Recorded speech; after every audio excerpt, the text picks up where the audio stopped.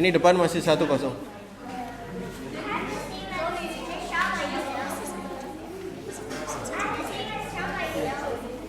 Okay. Ready. All right. Who here likes a deal, a sale, a promo? Siapa yang di sini suka banget kalau ada deal atau kayak diskon atau promo? Angkat tangan. Where's Pak Gerwin's hand? Mana Pak tangannya Pak Gerwin? Pak Gerwin will buy something just because it's promo. Pak Gerwin akan beli sesuatu karena promo. Ya. Miss Teresa too. Miss Teresa juga. She'll come home and say, "Guess how much money I saved?" Dan biasanya dia pulang ke rumah dan katakan, oh lihat berapa banyak uang yang saya hemat. I'm like, "How much did you spend?" Pertanyaan saya, seberapa banyak yang kamu habiskan? We like deals. Kita suka sesuatu deals atau promo. Even this generation, they like thrifting. Atau bahkan generasi ini suka ngawul-awul. Oh, udah cari barang bekas dulu. Second hand. Second. I go to the mall, they have thrifting. So many people. Saya datang ke mall di situ pas ada awul-awul ya. Jadi ramai sekali. All long sleeve sweater, but people buying it because it's on sale. Jadi semua mungkin sweater yang lengan panjang tapi semua orang beli karena lagi promo. Something for very low price, we call promo. Jadi sesuatu yang dengan harga yang sangat rendah sering kita sebut promo. But the kingdom of God doesn't operate on promo.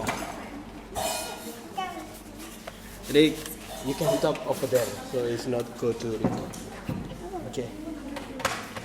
Okay. Sorry, Pak. The kingdom of God does not have promos. Jadi kerajaan Tuhan tidak ada promo.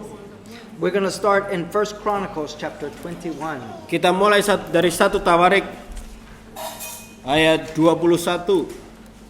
Siapa yang jarang buka Tawarik katakan amin.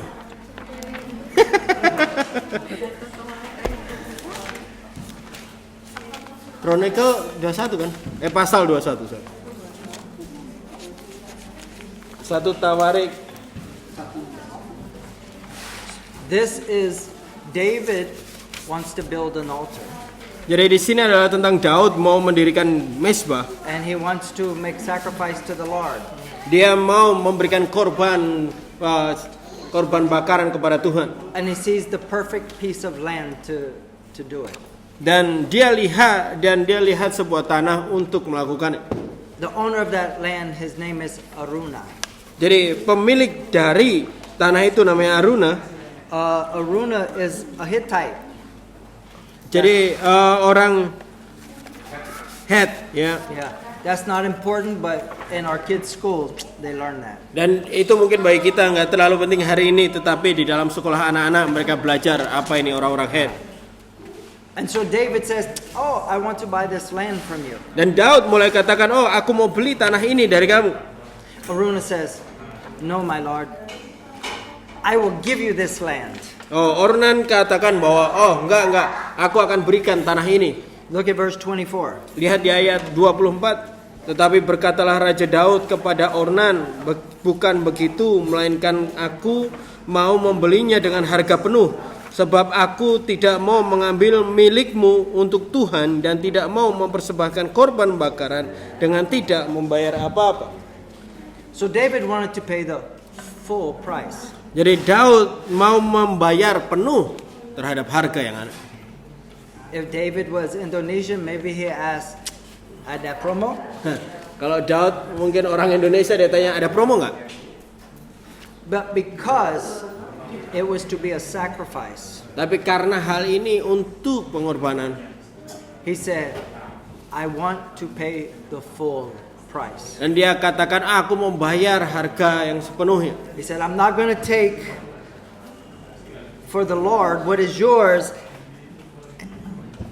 unless I can pay the full price." Dia katakan aku nggak mau ambil secara cuma-cuma dan ini untuk Tuhan, tapi saya akan tetap ambil kalau saya bisa bayar harga sepenuhnya. But we live in a generation don't like to pay full price. Tapi kita benar-benar hidup di generasi di mana nggak suka untuk bayar harga sepenuhnya. We're always looking for promo. Kita selalu lihat sebuah promo.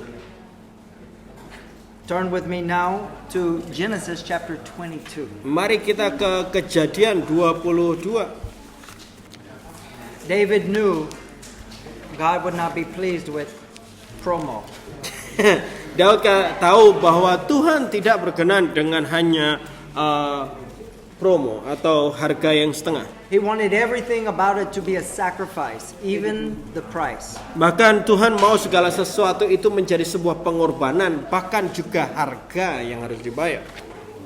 That piece of land he bought is where Solomon built the temple. Jadi harga tanah yang akhirnya dia beli itulah di mana akhirnya Salomo membangun bait Allah. I'm sure there's something very important about David purchasing that land and it not being given to him. Jadi saya percaya ada sesuatu yang begitu luar biasa tentang hal Daud membeli dari tanah itu bukan hanya diberikan kepada Daud untuk hal itu. In Genesis chapter 22, we're going to read verse 12. Jadi Kejadian 22 ayat 12 begini firman Tuhan. This is Abraham about to sacrifice Isaac. Dan ini adalah di mana Abraham sedang akan mengorbankan Ishak waktu itu. Lalu ia berfirman, jangan bunuh anak itu dan jangan kau apa-apakan dia. Sebab telah ku ketahui sekarang bahwa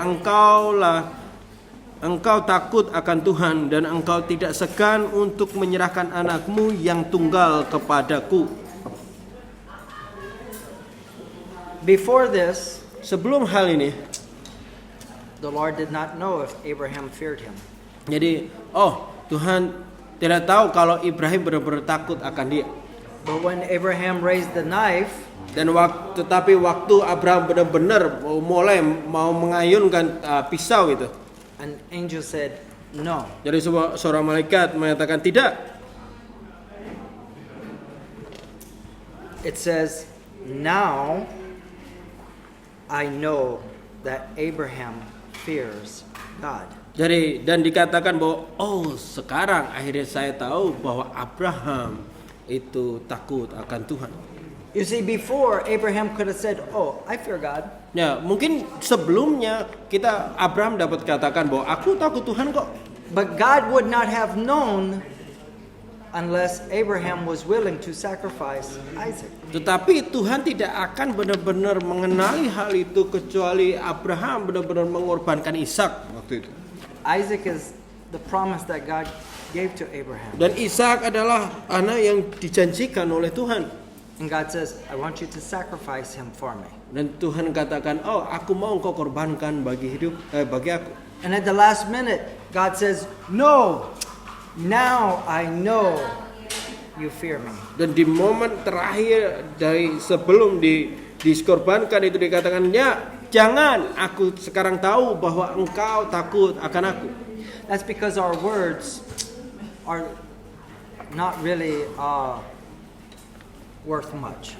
Ya karena sebenarnya perkataan kita itu tidak terlalu punya bobot yang berat. How many times we say, I'm going to pray more. Ya, seberapa sering kita katakan, aku akan berdoa lebih lagi. 3 days later, no. 3 hari berikutnya, ternyata tidak.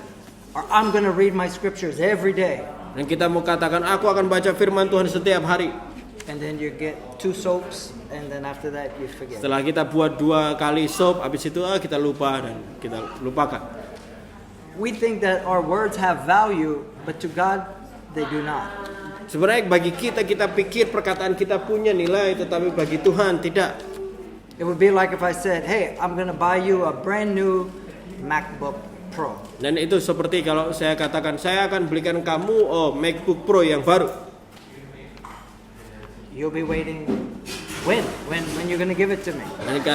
Dan kamu mulai tanya-tanya, kapan kamu mau kasih ke aku? If I never buy you one, then what I said had no value. Kalau saya tidak pernah pada akhirnya tidak belikan MacBook baru itu dan apa yang saya katakan tadinya tidak punya bobot lagi. In the Older Testament, the fear of the Lord was equal to what we say the love of God. Jadi dikatakan bahwa takut akan Tuhan itu sepadan dengan kasih Tuhan itu. So in a Newer Testament, language, God would say, "Now I know Abraham loves me."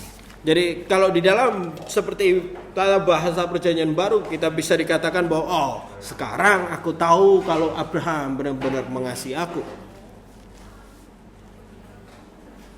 Let's go to Matthew chapter 4. Mari ke Matius 4.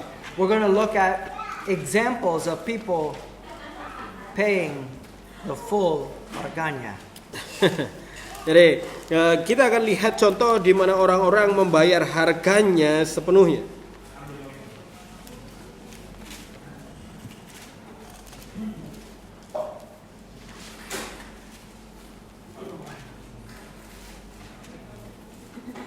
Let's read verses 19 and 20. Lihat di ayat 19 dan 20. Matius 4 ayat 19 dan 20. Yesus berkata kepada mereka, "Mari ikutlah aku dan kamu akan kujadikan penjala manusia." Lalu mereka pun segera meninggalkan jalannya dan mengikuti dia. Verse 20 is the important verse. Ayat 20 adalah ayat yang penting di sini. It says, immediately Dia katakan seketika they left their nets mereka meninggalkan jala itu and they followed Jesus. dan mereka mengikuti Yesus. I mean, what does the statement "they left their nets" really mean? Nah, kira-kira apa sebenarnya perkataan mereka meninggalkan jala itu sesungguhnya menjadi arti bagi kita?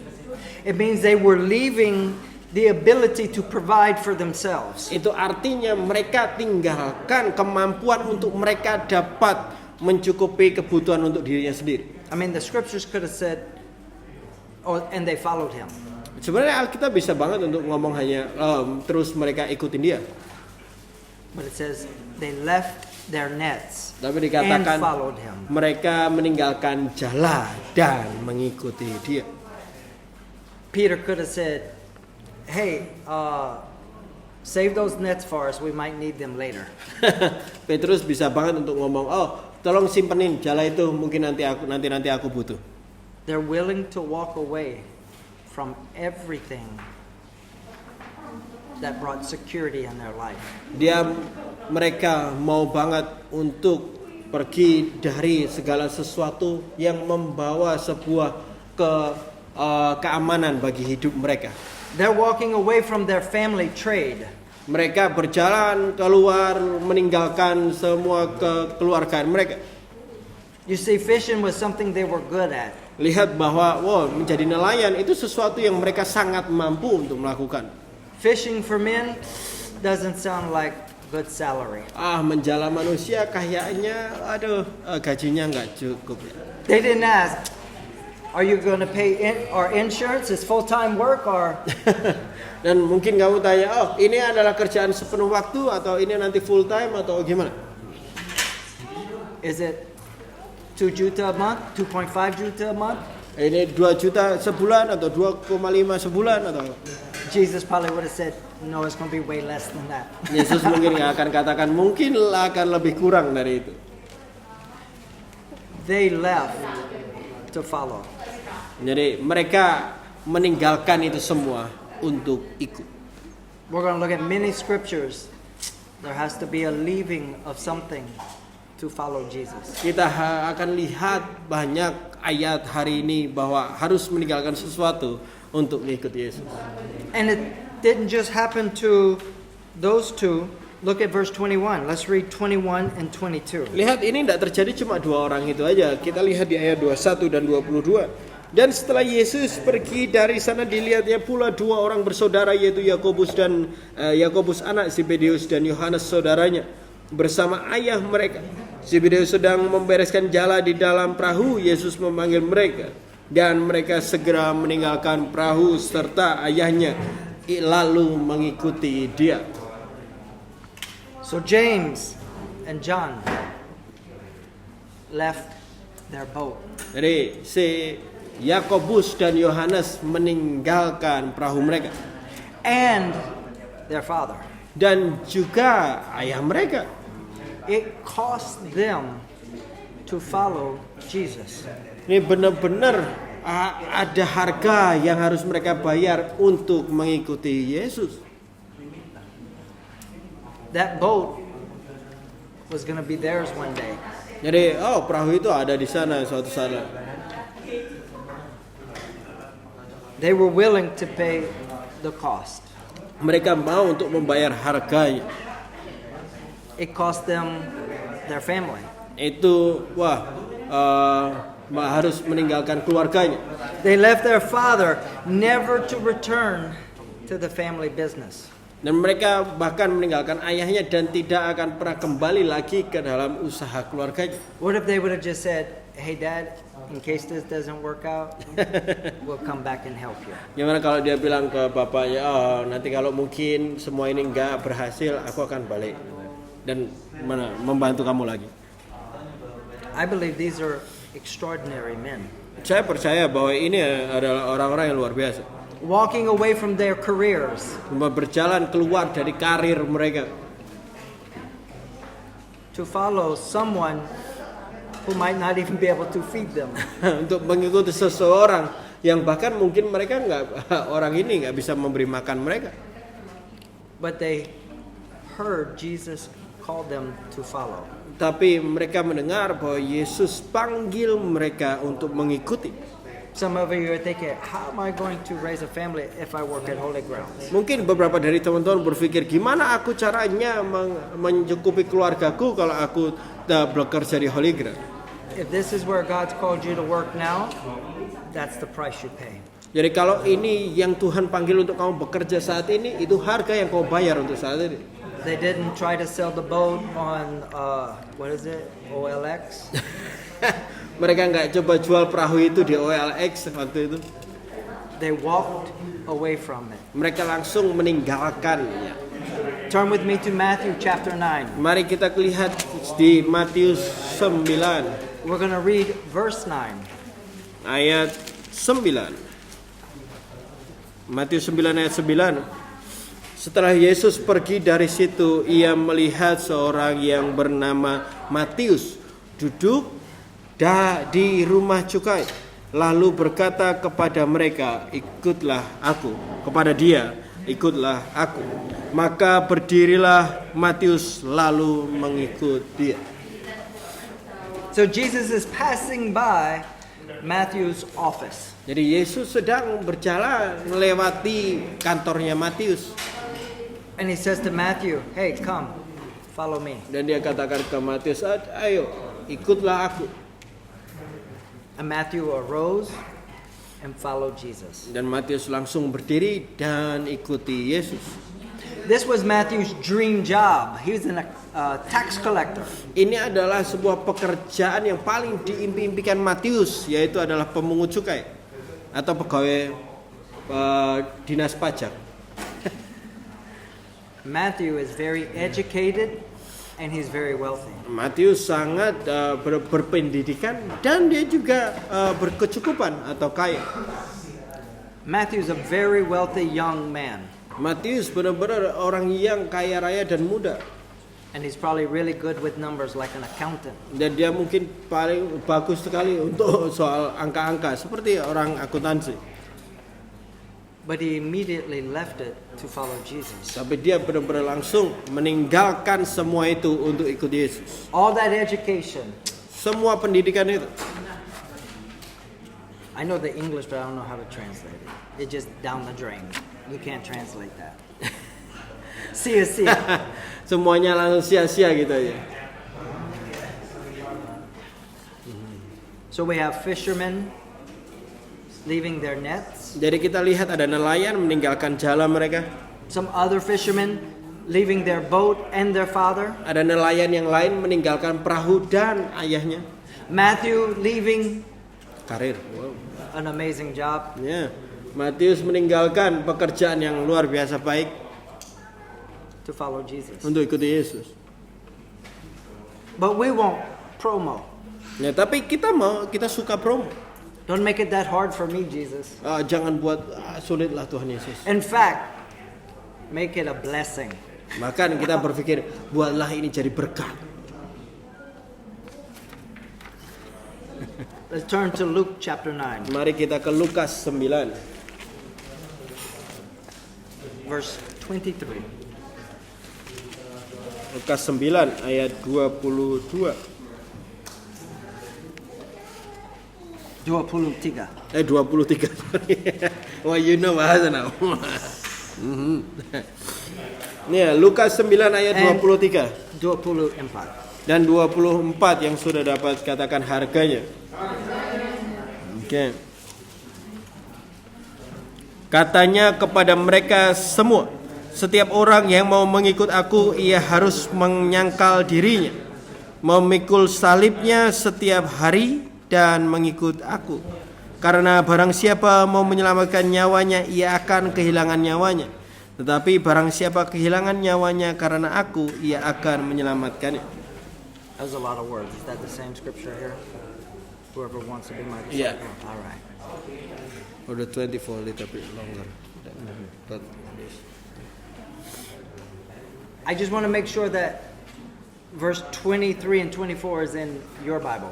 jadi saya hanya memastikan bahwa di ayat 23 dan 24 itu ada di dalam ayat dia dalam Alkitab. Did Jesus say that in your Bible?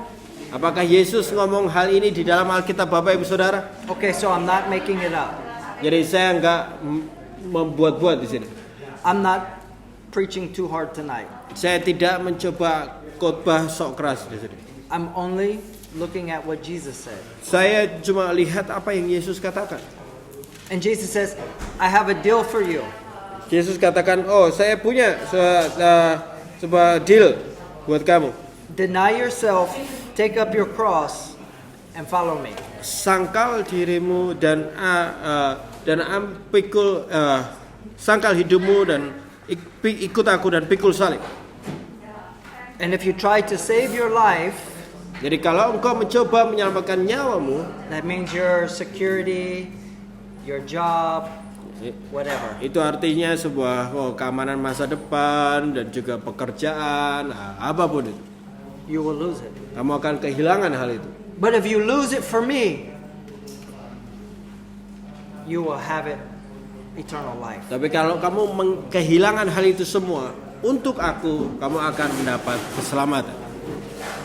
So the gospel is deny yourself and carry your cross. Jadi Injilnya adalah menyangkal hidupmu dan pikul salib. You see how hard that is to preach to a generation that's looking for promo? Lihat betapa sulitnya untuk menyebarkan hal ini kepada generasi yang pengennya promo.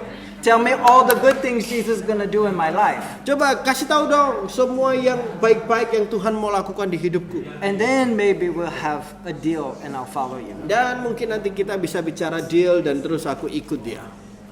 We always want to know what's the benefit. Kita selalu berpikir apa keuntungannya ikut Yesus. What's in it for me if I follow you? Kita selalu berpikir, apa untungnya untuk saya kalau aku ikut kamu. But I believe Jesus meant what he said. Dan saya percaya bahwa Yesus benar-benar yakin terhadap apa yang dia katakan. What does it mean to deny yourself? Apa artinya untuk menyangkal diri sendiri? We live in a generation we don't want to deny ourselves anything that we want. Jadi kita hidup di dalam generasi di mana kita tidak mau menyangkal apapun dari keinginan kita sendiri. Maybe it means leave your nets. Mungkin artinya ya seperti meninggalkan jalan. Maybe it means leave your family. Mungkin artinya meninggalkan keluargamu. Maybe it means give up your dream job. Mungkin juga artinya tentang meninggalkan sebuah pekerjaan yang kamu impi-impikan dan dambakan. I mean, what kind of gospel is this? Maksud saya ini Injil apaan seperti ini? I don't know many who would like this deal. Saya nggak kenal banyak orang yang suka hal ini. But we cannot change the message because the generation has changed. Tapi kita tidak bisa merubah firman Tuhan walaupun generasinya berubah. Maybe this generation is looking for a good deal on salvation. Mungkin generasi ini mencoba untuk cari deal yang baik atau promo yang baik soal keselamatan. Maybe this generation says, if I go to church on Sunday, I'm safe.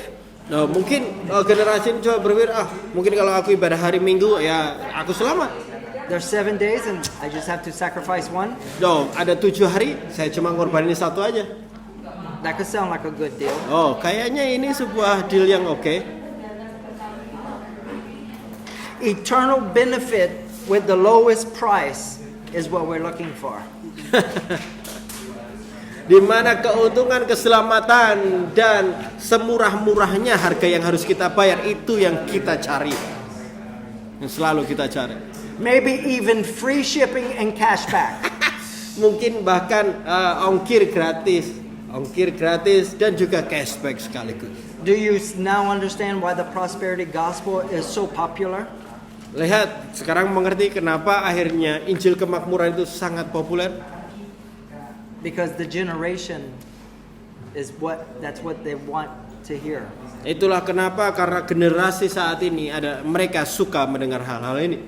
Just tell me all the benefit I get from Jesus.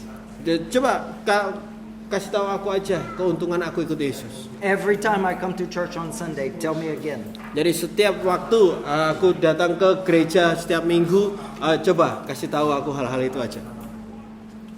Let's jump down to verse 57. Mari kita lompat di pasal yang sama ayat 57. We're going to read 57, 58 to start. 57 dan 58. Ya, ketika Yesus dan murid-muridnya melanjutkan perjalanan mereka, berkatalah seorang di tengah jalan kepada Yesus, "Aku akan mengikuti engkau kemana saja engkau pergi." Yesus berkata kepadanya, "Serigala mempunyai liang dan burung mempunyai sarang, tetapi anak manusia tidak mempunyai tempat untuk meletakkan kepalanya." So a man says, Jesus, I'll follow you wherever you go. Katakan seseorang, aku ikut kamu kemanapun kamu pergi. And Jesus says, we might be sleeping on the side of the road some nights. Yesus katakan adalah mungkin kita akan tidur mungkin di pinggir jalan sesekali. We don't know where our next meal is coming from. Bahkan kita nggak tahu nanti makanan berikutnya datang dari mana. Maybe the man had some vision of, how great it will be to be in ministry. Dan mungkin si orang ini punya bayangan kalau pasti kehidupannya enak sekali kalau dalam pelayanan. You know the memes that says what my parents think I do, what my friends think I do, and then at the end it says this is what I actually do. Pernah lihat meme yang ngomongin soal ya ada orang tua aku berpikir apa yang tak lakukan tuh kayak gini, teman-temanku berpikir aku lagi ngelakuin ini, tapi sebenarnya yang realitanya yang tak lakuin ini. I've had people in America say, "Man, you live in the jungle and you are doing like missionary work in the jungle." Dan ada teman-teman di Amerika bilang, "Wah, kamu tinggal di hutan, kamu sedang melakukan pelayanan kayak di hutan." You're preaching Jesus and people are getting saved. Dan kamu menyebarkan Injil dan orang-orang menerima keselamatan. And I'm like, "You really want to know what I do?"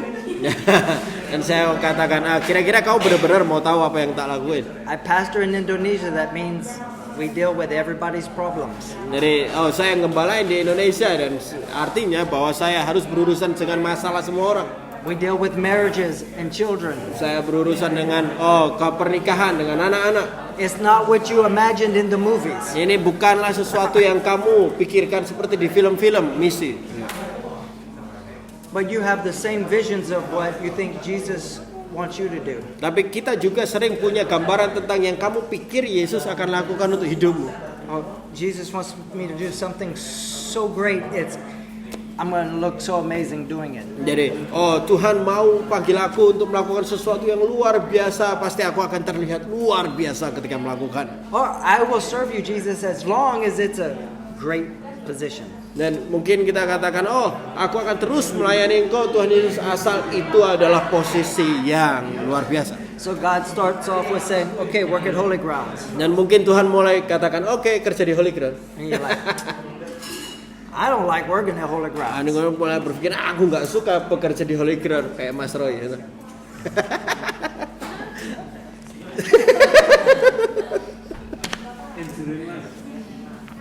Maybe God has you just doing Sunday school. Mungkin Tuhan memanggil kamu untuk saat ini untuk hanya mengerjakan sekolah minggu.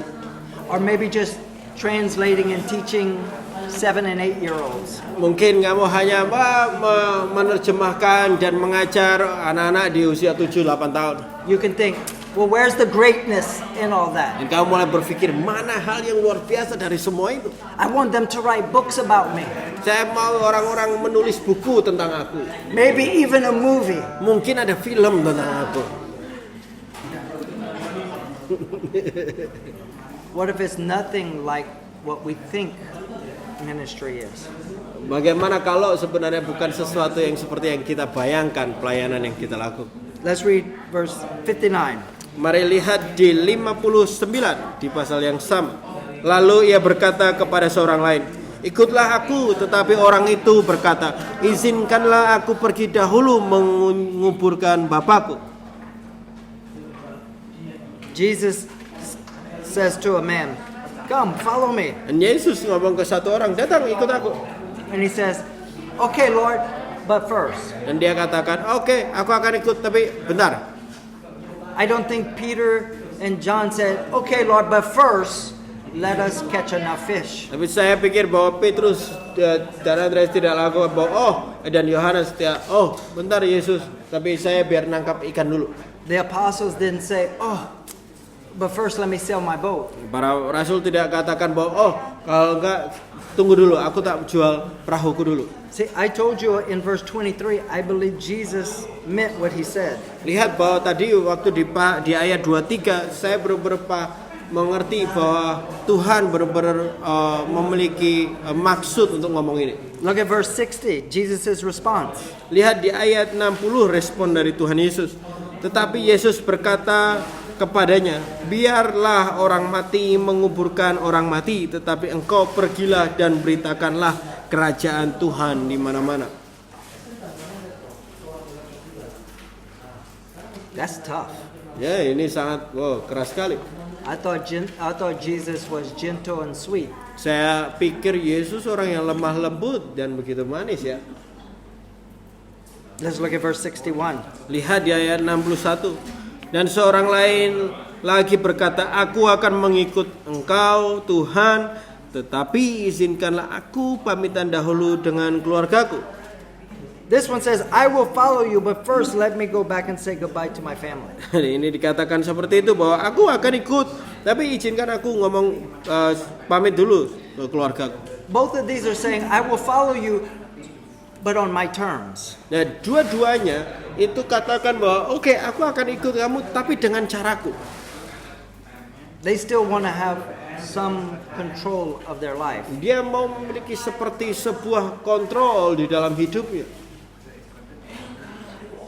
And Jesus' response to all of them is in verse 62. Dan respon Yesus terhadap semua itu ada di ayat 62. Tetapi Yesus berkata, setiap orang yang siap untuk membajak tidak menoleh ke belakang, tidak layak untuk tetapi Yesus, setiap orang yang siap untuk membajak tetapi menoleh ke belakang tidak layak untuk kerajaan Tuhan.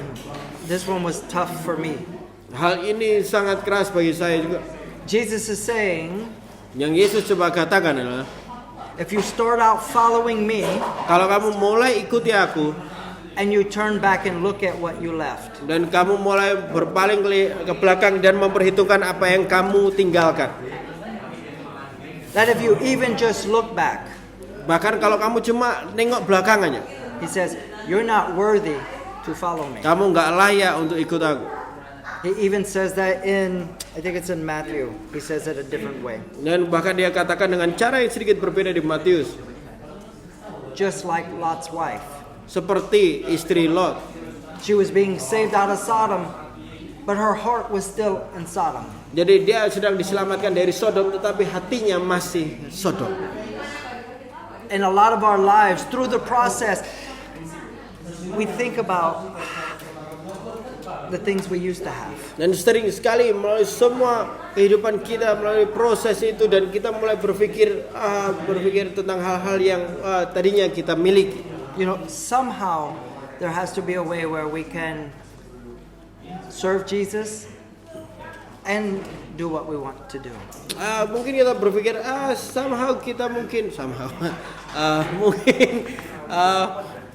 Mungkin bisa. mungkin kayaknya bisa lah ya lakukan sesuatu yang tetap ikut Tuhan, tetapi tetap lakukan sesuatu yang aku sukai juga.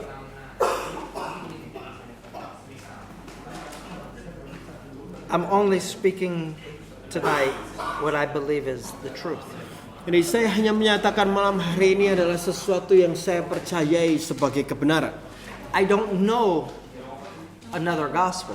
Saya tidak tahu Injil lain selain ini.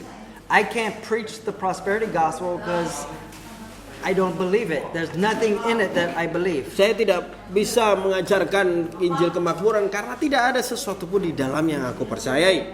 But I can preach this gospel Tapi saya bisa mengajarkan Injil yang ini because I do know what it's like to leave all and follow Jesus. karena aku tahu benar-benar arti dari meninggalkan semuanya dan ikut Yesus. I remember my boat moment. Saya ingat di mana momen atau waktu-waktu saya meninggalkan perahu itu. I was at an altar at LCM. Saya di dalam altar di LCM. The only thing stopping us from coming to Indonesia was my decision. Jadi satu-satunya hal yang akan menghalangi untuk kami datang ke Indonesia waktu itu adalah keputusan saya. For the 10 years before that, there was no door open for us to come. Jadi untuk 10 tahun sebelum hal itu tidak ada pintu terbuka untuk saya datang. Now the door was wide open and people were saying, "Come." Sekarang ada pintu terbuka lebar dan orang katakan datang.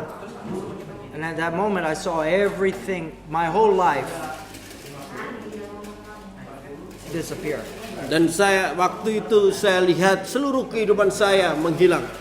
I remember kneeling and crying at the altar. Saya masih ingat sekali saya sujud berlutut di altar itu dan menangis.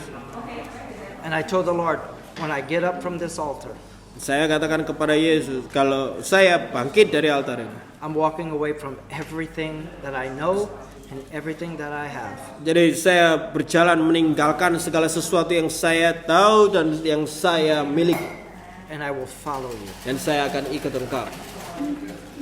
I returned to the seat next to Miss Teresa. Saya duduk lagi ke kursi ya sebelahnya Miss Teresa waktu itu. I leaned over and I said, "Get ready, we're going." Saya mulai menyadar sedikit gini, terus ngomong, oh siap-siap kita pergi. She said, "Okay." Dia katakan oke. She knew that was a serious moment. Dia tahu bahwa ini adalah momen yang sangat serius. Up until that moment, to me it was theory, it was fantasy. It was like Korean drama. Sebelum momen itu segala sesuatu itu seperti hanya bayangan, hanya fantasi, itu seperti ya drama Korea. I had never really had to pay the price yet for it. Sebelum itu saya belum benar-benar dapat kesempatan untuk membayar harga yang sepenuhnya. But the moment came when I had to put everything aside. Momen itu terus terjadi ketika segala sesuatu akhirnya saya perlu tinggalkan. And I had to leave my boat and my nets. Dan saya harus tinggalkan perahu saya dan juga jala saya. Or like Matthew, leave my office. Dan seperti Matius semua meninggalkan kantor saya. That Monday I walked in, sat into my boss's office. Dari Senin setelah hari ibadah itu saya ada di ruangan bos saya. And I told him, I'm resigning. Dan I saya quit. katakan saya berhenti, saya mengundurkan diri. I said, I'm going to give you 1 month and then I'm done. Saya berikan kamu 1 bulan dan saya mengundurkan diri. And he's like, why? Dan dia katakan kenapa? I said, I'm going to Indonesia. Saya bilang saya pergi ke Indonesia. And he's like, what if I pay you more? Will you stay? Dan dia katakan gimana kalau aku gaji kamu lebih, apa kamu bertahan? I said, no. I'm giving away everything that I have. Saya katakan tidak, saya berikan segala sesuatu apa yang saya punya. I feel the Lord's called me to go and I'm going. Saya merasakan bahwa Tuhan benar-benar memanggil saya untuk pergi dan saya pergi. He he said, "Good luck." Dia katakan, ya semoga sukses. And then he said, "Is Indonesia safe?" Akhirnya dia bilang, kira-kira Indonesia aman nggak? I said, "I don't know. It's a Muslim country. I don't know. Saya nggak tahu karena itu negara Muslim, saya nggak tahu. I don't think any place is safe for me." Saya nggak, kayaknya semua tempat nggak aman bagi saya. Okay, last couple scriptures. Let's go to Wahyu, Revelation chapter 12. Beberapa ayat terakhir di Wahyu 12. Wahyu 12 ayat 11. Because guess what? There's even a higher price than that. Lihat, bahkan ada harga yang lebih tinggi dari yang barusan kita bicarakan. There's a higher price than what I've paid so far. Jadi ada harga yang harus dibayar lebih mahal lagi dari yang sudah saya bayar sejauh ini.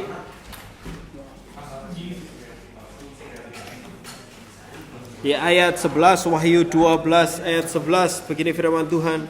Dan mereka mengalahkan dia oleh darah anak domba dan oleh perkataan kesaksian mereka, karena mereka tidak mengasihi nyawa mereka sampai ke dalam maut. This is talking about real Christians in the end time. Jadi ini sedang berbicara kepada tentang orang-orang Kristen pada akhir zaman. Not only were they willing to deny themselves, take up their cross and follow Jesus, Tidak hanya perkataan tentang bagaimana mereka akan menyangkal diri mereka, akhirnya memikul salib dan ngikut Yesus. when it came to the ultimate price, they were willing to pay it. Dan waktu sampai kepada harga yang sepenuhnya itu, bahkan mereka tetap mau untuk membayarnya.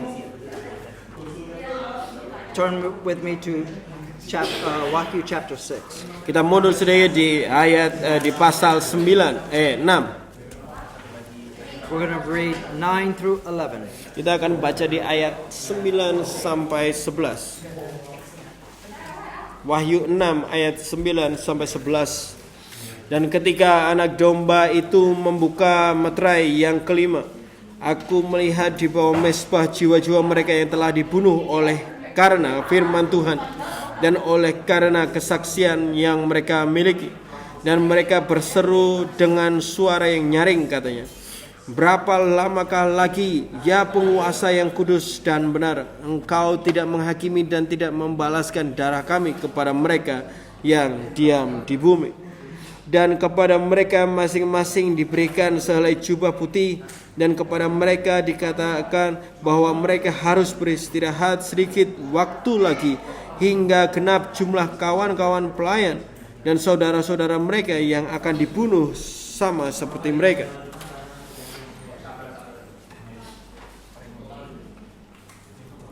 So when the fifth seal was opened, John saw souls under the altar. Jadi waktu meterai kelima itu dibukakan, Yohanes melihat jiwa-jiwa di bawah altar itu.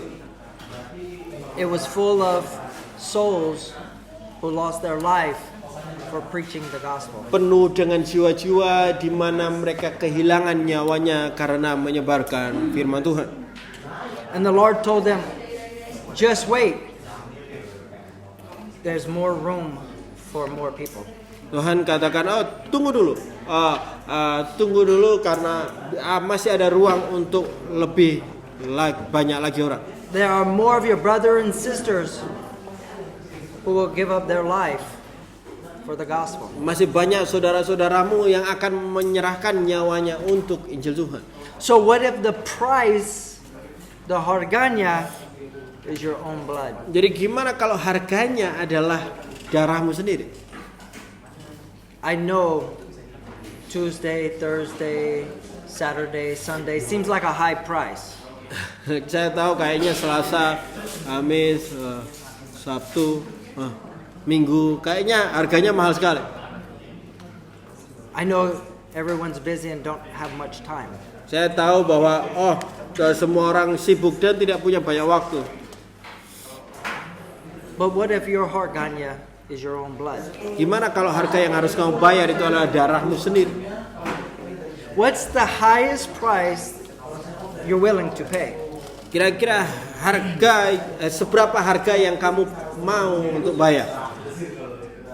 That's a question all of us have to answer. Ini adalah pertanyaan yang kita semua harus jawab. When is it no longer no deal? Kapan dimana kamu titik sampai mana dimana kamu bilang oh udah aku nggak mau deal atau nggak mau kesepakatan. When you say no deal, it's no good. Waktu di Too titik high. dimana oh enggak saya nggak mau membelinya karena wah terlalu mahal. If you think that price is too high, your own life, Kalau kau berpikir harga ini terlalu mahal, yaitu adalah hidupmu sendiri. you better hope that you're not here the last 3.5 years of the tribulation. Kau mungkin tidak akan di sini waktu ada masa kesulitan itu 3,5 tahun itu. Because almost all Christians will be put to death. Karena hampir semua Kristen akan dibunuh di situ. Unless you deny Christ. Kecuali engkau menyangkal Yesus. There will be a group of people on the earth at that time. Akan banyak adalah kelompok manusia di waktu-waktu itu. It could be you, your children, your grandchildren. Dan mungkin akan engkau atau anak-anakmu atau juga cucu-cucumu. At what point would you say no deal like the rich young ruler? Di mana titik mana di mana kamu mulai berpikir udah nggak ada kesepakatan karena terlalu mahal seperti anak muda yang kaya raya yang ada di firman Tuhan itu. Jesus told him, go sell everything, give it to the poor and come follow me. Yesus katakan coba jual semua dan berikan kepada orang miskin dan ikutlah aku. So why did he go away sad? Dan kenapa dia pergi terus sedih? Because he said, no deal. Dan dia katakan nggak ada kesepakatan, nggak jadi. I think to myself, will I ever tell Jesus, no deal? Saya mulai berpikir untuk diri saya sendiri, apakah akan ada titik di mana aku akan katakan ke Yesus, udah cukup, nggak sampai sini, nggak ada kesepakatan. So are you still looking for a promo? Apakah kita masih mencari harga yang promo, lebih murah? There's no promos in the kingdom. Tidak ada promo di dalam kerajaan Tuhan. We all will have to deny ourselves and take up our cross. Kita semua harus benar-benar menyangkal diri kita dan pikul salib kita. And you're going to have to continue to pay that price. Dan kita akan terus-menerus membayar harga itu. We're going to end in Matthew chapter 10 verse 38. Kita akan berakhir di Matius 10 ayat 38 malam hari ini. Matius 10 ayat 38 beginilah firman Tuhan. Barang siapa tidak memikul salibnya dan mengikut aku, ia tidak layak bagiku. See, it's not just about believing and going to church on Sunday. Lihat, ini bukan tentang hanya percaya dan terus ke gereja tiap hari Minggu. But it's about following Jesus. Tapi ini tentang bagaimana mengikuti Yesus. And there is a cost to us to follow. Jadi tetapi ada harga untuk kita harus bayar untuk kita mengikuti Dia. And I'm not being mean tonight. The message has always been, deny yourself, take up your cross, and follow Him. Tapi saya tidak mencoba untuk menjadi keras hari ini, tetapi firman Tuhan katakan bahwa harus sangkal hidupmu, pikul salib dan ikutnya Dia. The message has never changed. Jadi firman Tuhan tidak pernah berubah. Just the minds of the generations. Hanya pola pikir generasi lah yang berubah. And I can't make the gospel appealing to you. I can only preach the truth. Jadi saya tidak bisa membuat Injil itu seperti lebih mudah untuk Bapak Ibu Saudara. Saya harus katakan yang sebenarnya. So I really want you to consider just one question. Jadi saya benar-benar pengen Bapak Ibu Saudara coba pikirkan hanya satu pertanyaan aja. No matter what, Well, I always say, okay, Jesus, deal. Ya, apapun yang terjadi, kita akan selalu katakan, oke Yesus, aku akan terus. Aku mau bayar harganya. Deal. Sepakat. Or where will you say, no deal, the price is too high. Atau titik di mana yang kamu akan katakan, oh, udah cukup Tuhan, nggak ada deal karena terlalu mahal. Think about Abraham. Berpikir tentang Abraham. I love you, Lord, but not my son. I can't give you my son. Aku mengasihi Engkau Tuhan, tapi ya jangan anakku lah. Aku nggak bisa kasih anak. I hope I never tell Jesus, no deal. Saya harap di poin hidup saya tidak pernah akan katakan kepada Yesus, berhenti sampai sini. Nggak ada deal. And I've thought about it a lot. Dan saya memikirkan hal ini sering. Especially when I went and spent some time in Sumatra. Khususnya waktu saya ke Sumatera waktu. Because I probably wouldn't live very long in Sumatra. Karena mungkin saya tidak hidup lama di Sumatera sana. In Aceh. Di Aceh. Even other Christians were saying, man, you could get in trouble here. Bahkan orang Kristen yang lain katakan, oh kamu bisa dapat masalah ya. We weren't trying to get in trouble. Kami tidak mencoba untuk membuat masalah. We just wanted to do public Bible study. Kami cuma mau belajar Alkitab di ruangan umum. And we thought the mall was a good place to do it. Dan saya berpikir mall adalah salah satu tempat yang baik untuk kita lakukan. So tonight, Jadi malam hari ini,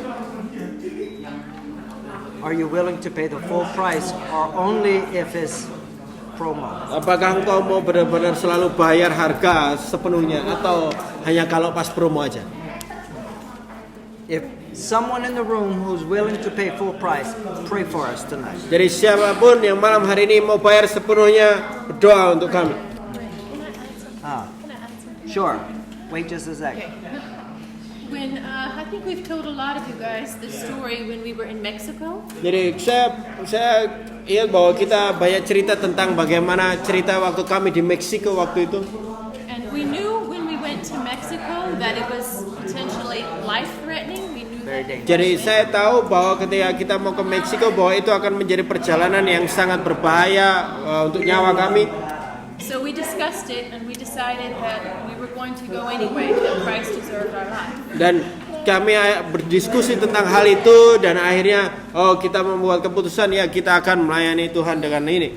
And sure enough, 10 minutes after we crossed the border, we were surrounded by gunmen.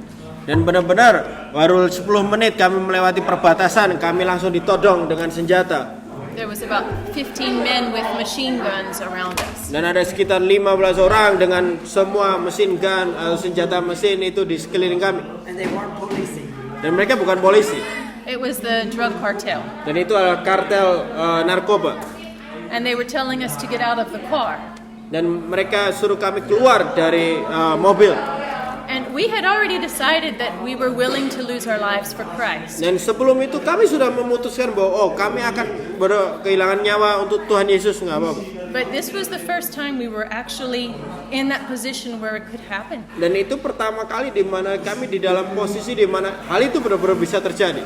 And I was surprised what my body did. Dan saya benar-benar terkejut tentang respon tubuh saya. My legs started to do this and I could not Dan control. kaki saya langsung gemeter seperti itu dan saya nggak bisa kontrol.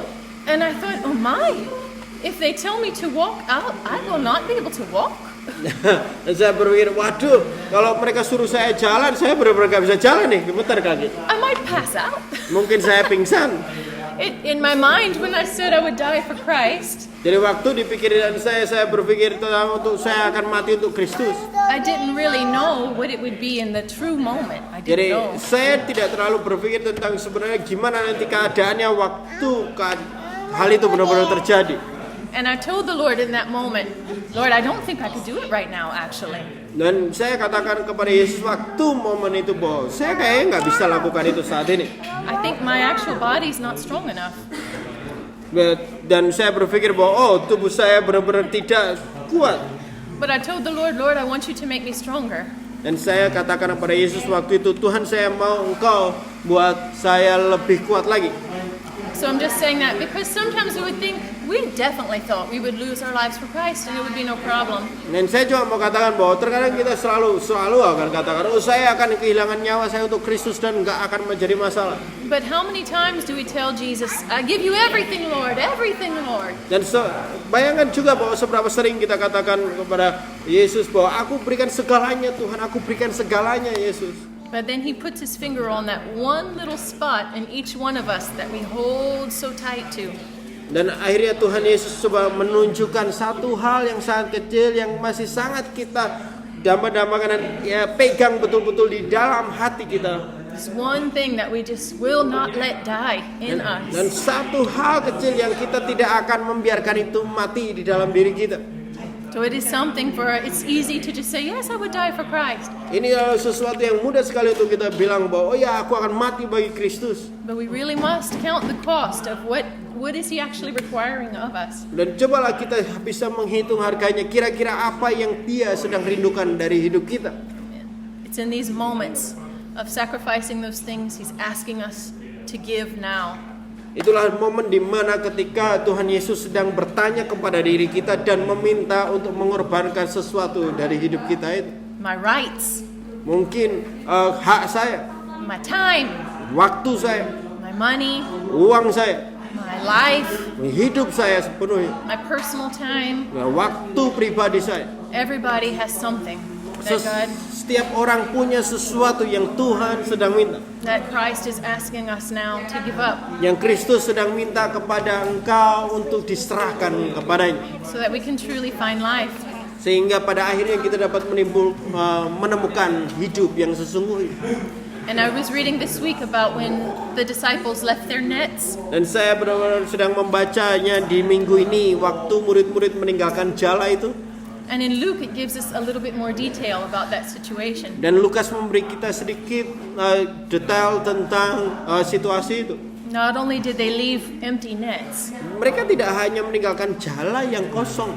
they left the nets that were full of fish. Mereka meninggalkan jala yang penuh dengan ikan. It was when they threw their nets over and they were so filled with fish that the boats almost sank. Bahkan ketika itu jala itu dipenuhi dengan semua ikan yang pada akhirnya bahkan perahu mereka hampir tenggelam. They left the boats and the nets full of the biggest catch of fish they'd ever had. Di mana mereka meninggalkan perahu, jala dan semua tangkapan hasil ikan yang mungkin terbanyak yang pernah mereka tangkap. Because they knew who was standing with them. Karena mereka tahu siapa yang berdiri bersama mereka. And we know that God is with us. Dan kita tahu juga bahwa Tuhan bersama kita. And we know what He's asking us to do. Dan kita tahu bahwa apa yang Dia sedang minta untuk kita lakukan. And it's nothing compared with the promises that He gives to us. Dan tidak ada sesuatu pun di dunia ini yang sebanding dengan apa yang telah dijanjikan Dia kepada hidup kita. Amin. Mari kita berdoa. Bapa di dalam surga, terima kasih Tuhan. Kami bersyukur